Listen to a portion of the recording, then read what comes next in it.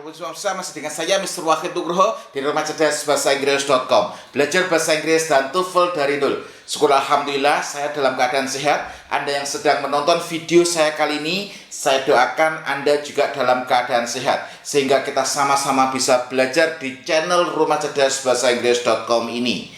Dan seperti biasanya sebelum Anda menonton pembahasan saya minta kepada Anda untuk menyediakan ballpoint atau spidol dengan warna yang berbeda untuk memudahkan Anda dalam menganalisis. Dan dalam kesempatan hari ini saya akan mengajarkan trik listening kepada Anda.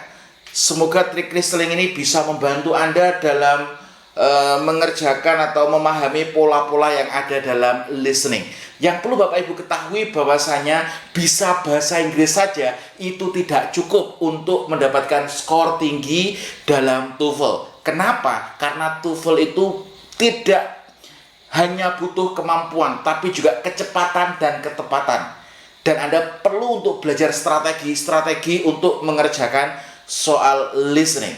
Maka dari itu dalam kesempatan hari ini saya akan mengajarkan satu trik listening untuk memudahkan Anda dalam mengerjakan soal TOEFL khususnya di listening. Oke, dalam kesempatan hari ini saya akan mengajarkan kepada Anda, perhatikan who dan what pada multiple noun, khususnya di sini pada causative verb. Nah, perlu Bapak Ibu ketahui di sini Anda harus mengetahui who dan what. Perhatikan who dan what pada multiple noun. Di sini Anda harus paham siapa melakukan apa. Siapa melakukan apa ini Anda harus paham. Untuk khususnya di multiple noun, lebih spesifik lagi pola causative verb. Sedikit saya akan mengajarkan rumus causative verb pada Anda. Sebenarnya materi ini sudah saya tulis lengkap di buku pertama saya, Konsep Belajar TOEFL dari Nol. Di situ tentang causative verb. Nah, di sini causative verb itu apa? Causative verb itu adalah verbs itu apa? Kata kerja. Jadi causative verb itu adalah verb cause. Yang cause itu apa? Kata kerja, beberapa kata kerja yang menyebabkan orang lain mengerjakan sesuatu. Jadi causative verb itu adalah beberapa kata kerja yang menyebabkan seseorang melakukan sesuatu. Nah, ini. Jadi di sini dalam bahasa Inggris causative verb itu verbnya itu apa saja? Verbnya itu ada make. Ulangi, make. Yang kedua ada have. Yang kedua apa? Have. Yang ketiga ada get. Yang ketiga apa? Get. Nah, kemudian diikuti dengan verb one. Nah, diikuti dengan verb one. Nah, setelah diikuti dengan objek ya. Make, have, get ini diikuti objek. Make ini harus diikuti verb one. Make ini harus diikuti dengan apa? Verb one. Have itu diikuti verb one. Dan get itu diikuti to infinitive. Nah, make ini memiliki arti bukan membuat, tapi make ini memiliki arti apa? Menyuruh. Jadi make memiliki arti apa? Menyuruh. Have ini memiliki arti meminta. Dan get ini memiliki arti memohon. Oke, saya ulangi lagi. Make ini memiliki arti apa? Menyuruh. Menyuruh berarti atasan ke bawahan. Bos kepada anak buah berarti artinya menyuruh. Have ini artinya yang sepadan. Saya gambarkan seperti ini. Kalau di buku Konsep Belajar TOEFL dari Nol, ini sudah saya ajarkan lengkap. Nah, ini. Terus dan get ini artinya memohon ya. Memohon itu berarti dari bawahan ke atasan. Nah, jadi kalau Anda ngomong pada orang tua tidak boleh menyuruh. Saya menyuruh orang tuaku. Saya menyuruh kepala sekolah, itu salah. Nah, saya memohon. Makanya di situ ada permohonan dana. Nah, permohonan dana berarti kita merasa ada di bawah. Jadi bawahan ke atasan itu memohon artinya ya. Nah, di sini. Nah, kalau di soal structure and written expression biasanya jawabannya berada di sini. Kalau di structure and written expression di buku Konsep Belajar TOEFL dari Nol sudah saya ajarkan. Kalau structure and written expression biasanya jawabannya di sini. Jadi make diikuti objek harus diikuti verb one. Have diikuti objek harus diikuti verb one. Get diikuti objek harus diikuti dengan to infinitive. Biasanya jawabannya di sini. Kenapa? Karena di sini sudah paten, tidak bisa diubah-ubah. Nah, tapi ini tidak hanya masuk di structure and written expression, tapi juga masuk dalam soal contoh listening. Nah, di sini di listening ini maka Anda harus menguasai dulu strateginya. Awalnya Anda harus belajar buku konsep belajar TOEFL dari nol. Kemudian kalau sudah Anda menguasai rumusnya, Anda perhatikan contoh soalnya dalam listening. Saya mengajarkan kepada Anda di pola listening. Nah, di sini ada short conversation, percakapan antara laki-laki dengan perempuan. Laki-laki mengatakan, "Did Mark stop at the service station?" Woman merespon, "Yes. He had the attendant check the oil in his car." Nah, narator menanyakan, "What does the woman mean?" Apa maksud dari perempuan? Perempuan itu maksudnya apa dengan mengatakan, "Yes, he had the attendant check the oil in his car." Nah, di sini he ini adalah sebagai apa? Subjek. Had ini adalah kausatif. Kausatif ini diikuti objek. Nah, di sini mesti verb one. Kalau di soal structure and written expression, biasanya di sini dikasih to check. Ini berarti salah kalau di soal structure and written expression. Tapi di soal listening, Anda butuh pemahaman. Narator menanyakan maksud dari perempuan. Di sini Anda harus memahami ini, fungsinya ini. Jadi di sini dia itu berarti meminta the attendant, pelayan, untuk mengecek uli di mobilnya. Jadi di sini yang minta siapa? Yang minta benar. Yang minta adalah Mark. Meminta. Yang diminta siapa? Yang diminta adalah attendant atau pelayan.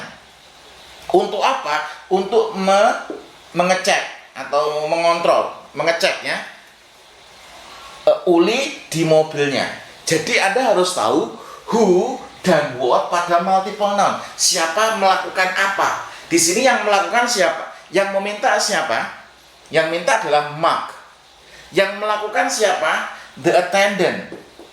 Untuk apa? Untuk mengecek. Mengecek apa? Oli di mobilnya Mark di sini ya. Anda harus paham ini ya.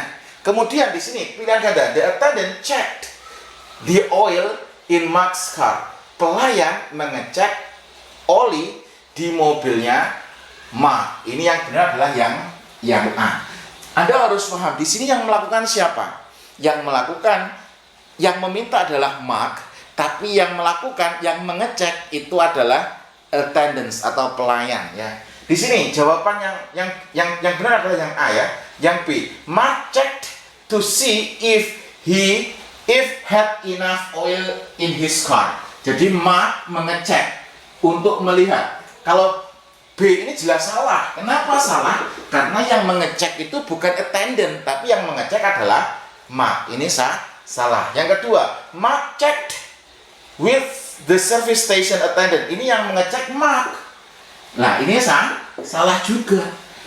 Kenapa? Karena yang mengecek itu bukan Mark. Yang mengecek itu siapa? Attendant, pelayan. Kenapa? Karena kalau dia cek sendiri, dia nggak harus untuk ke service station. Nggak perlu dia cek di rumahnya sendiri. Tapi karena dia tidak bisa mengecek, maka dia bawa di service station, dan di situ yang mengecek bukan Mark, tapi attendance, pelayan. Terus yang nomor D ya, yang D ya, Mark wrote a check to pay for the oil. Ini nggak nyambung sama sekali. Kenapa? Karena Mark menulis cek. Nah, cek ya, cek biasa, cek untuk membayar olinya. Nah, di sini cek ini artinya cek itu yang apa? Yang bisa dicairkan di bank itu. Nah, cek ini adalah memeriksa atau mengontrol. Yang D ini tidak nyambung sama sekali. Yang perlu Bapak Ibu ketahui di sini adalah Anda harus paham siapa melakukan apa. Nah, di sini yang meminta siapa? Yang meminta di sini adalah Mark. Yang melakukan siapa? Yang melakukan adalah attendant atau pelayan. Nah, di sini Anda harus juga paham kata kuncinya di sini adalah pada causative verb. Kenapa? Kalau Anda nggak tahu causative verb, di sini Anda artikan dia memiliki pelayan. Lah, ini kan nggak nyambung sama sekali. Kalau ini Anda tidak tahu ini adalah pola causative verb, Anda mengartikan had ini memiliki. Lah, tapi had ini diartikan apa? Meminta. Jadi he ini kembali ke dia meminta pelayan mengecek oli di mobilnya. Berarti yang meminta di situ yang mengecek di sini siapa? Di sini yang mengecek adalah attendant. Inilah pentingnya Anda belajar teknik-teknik yang ada dalam listening. Anda bisa bahasa Inggris kok tidak cukup, teman-teman. Kenapa? Karena saya pertama kali dengan PD, saya bisa bahasa Inggris, saya jurusan bahasa Inggris, saya tes TOEFL. Tapi ternyata skor saya jauh dari standar. Jauh dia nggak bisa mencapai 500, padahal jurusan bahasa Inggris. Kenapa? Karena nggak tahu strateginya, nggak tahu teknik-tekniknya. Maka dari itu, pengalaman saya belajar, khususnya di listening, sudah saya masukkan ke buku Belajar Listening TOEFL dari Nol. Karena ini masih proses pre-order. Ini pre-order insya Allah akan dikirim tanggal 5 Desember besok. 5 Desember besok. Bagi Anda yang ingin belajar Listening TOEFL dari Nol, Anda bisa gabung di pre-order. Kenapa untuk pre-order 100 pembeli pertama saya akan kasih kaos scholarships in your hand, scholarship in your hand, dan saya akan kasih banyak paket bonusnya. Maka dari itu gabung pre-ordernya untuk mendapatkan buku plus e-course belajar listening TOEFL dari nol. Kenapa? Karena buku ini saja tidak cukup ya, harus ada penjelasannya. Penjelasan dari buku ini saya masukkan di e-course. Sir, kenapa kok harus di e-course, sir?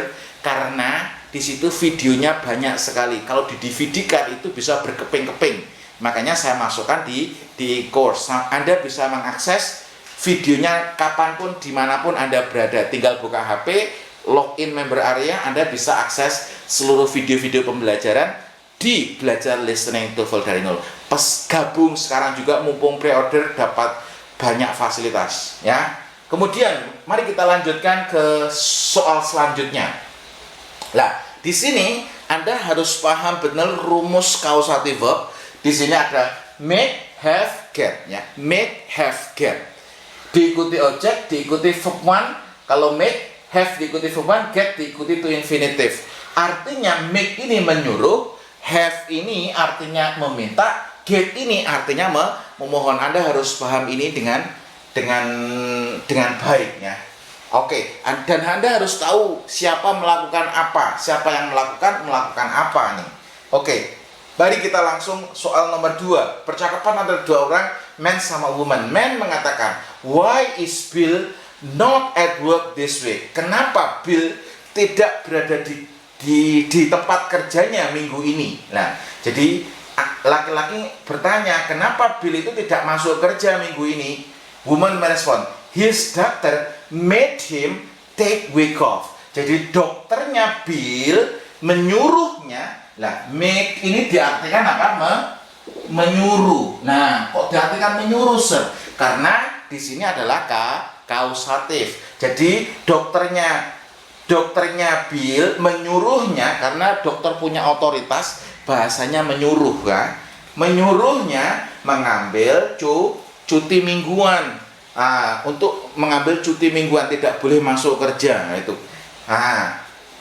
Terus narator menanyakan, what does the woman mean? Apa maksud dari perempuan? Perlu Bapak Ibu ketahui meaning question. Nah, ini ada meaning question.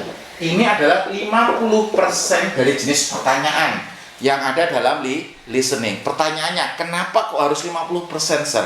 Karena meaning question ini adalah tujuan dari pembuat soal untuk menguji pemahaman Anda dalam percakapan dalam bahasa Inggris. Makanya di buku Belajar Listening TOEFL dari nol, di situ saya jelaskan jenis-jenis pertanyaan yang ada dalam listening. Anda harus paham kosakata ini, kosakata ini, kosakata ini.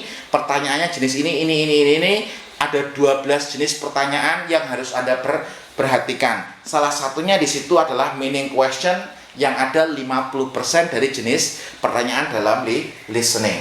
Nah, di sini apa maksud dari perempuan ketika mengatakan his doctor, dokternya Bill menyuruhnya untuk mengambil take week off. Week off itu adalah cuti mingguan.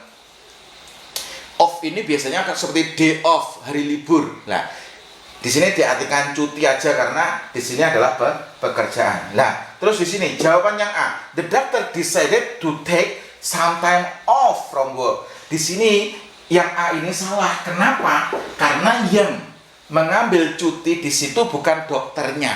Yang mengambil cuti di sini adalah Bill atas perintah dokter. Anda harus paham siapa melakukan apa. Doctor decided to take some time off from work. Ini berarti yang mengambil cuti adalah dokternya, bukan Billnya, ya.